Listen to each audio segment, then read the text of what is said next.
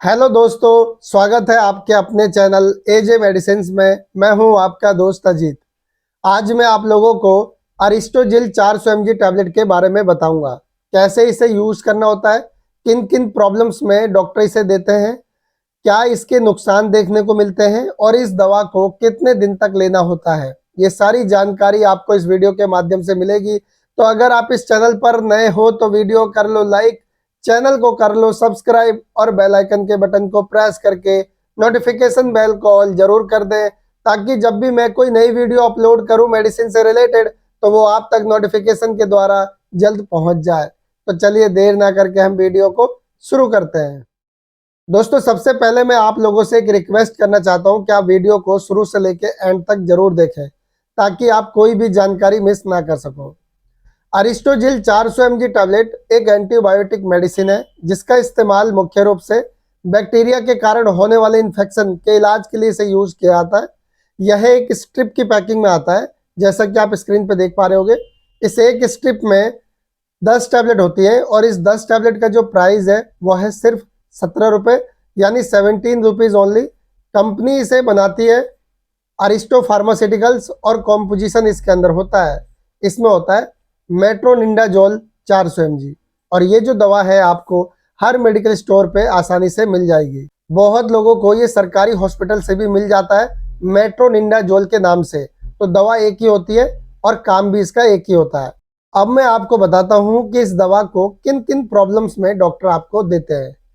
जिन लोगों को पेट में इन्फेक्शन हो गया है, पेट में मरोड़ और दस्त की प्रॉब्लम देखी जा रही है, ऐसी कंडीशन में इसे इस्तेमाल किया था।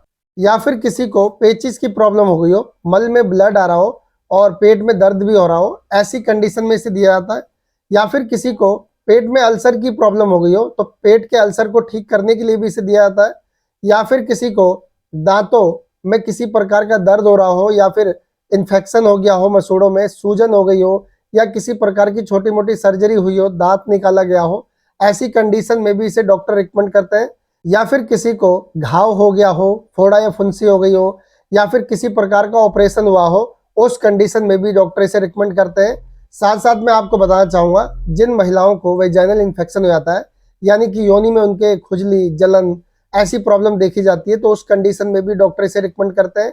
या फिर किसी पुरुष को पेनिस इन्फेक्शन की प्रॉब्लम हो गई हो, उस पर दाने, खुजली हो रही हो बहुत ज़्यादा, ऐसी कंडीशन में भी डॉक्टर इसे रिकमेंड करते हैं। इन सारी प्रॉब्लम्स में इसे यूज़ किया जाता है, जिसमें इसके ज़बरदस्त बेनिफिट्स देखे जाते हैं।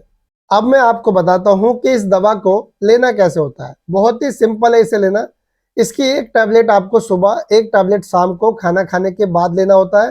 कई बार ये दवा डॉक्टर बढ़ा दे कई बार इसकी डोज को डॉक्टर बढ़ा देते हैं। एक टैबलेट सुबह, एक टैबलेट दोपहर में और एक टैबलेट रात को खाना खाने के बाद पानी के साथ लेने की सलाह भी दी जाती है। तो आपको परेशान नहीं होना है। इसका जो नॉर्मल डोज है वो सुबह शाम का है, तो आप सुबह शाम ले सकते हो। अगर दिक्कत ज़्यादा है तो इसे दिन में 3 बार भी लिया जा सकता है। अब हम जानते हैं कि इस दवा को कितने दिन तक लेना होता है। तो इस दवा का जो डोज है वो 3 से 10 दिन के बीच का है। इतने ही दिन इसे चलाया जाता है, लेकिन कई बार ऐसी भी कंडीशन हो जाती है जिसमें 10 दिन से ऊपर भी चलाया जा सकता है। तो इससे आपको परेशान नहीं होना है। अब हम जानते हैं कि इस दवा को लेने से क्या साइड इफेक्ट देखने को मिल सकते हैं।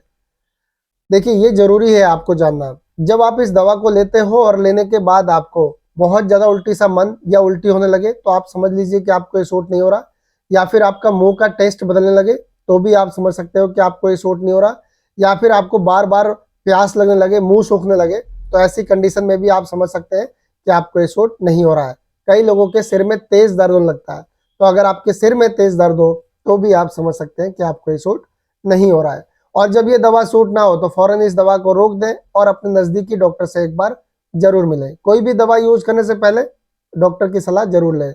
आई होप कि आपको ये वीडियो पसंद आई होगी। तो आज के लिए इतना ही। कल फिर मिलता हूँ एक नई वीडियो में एक नई जानकारी के साथ।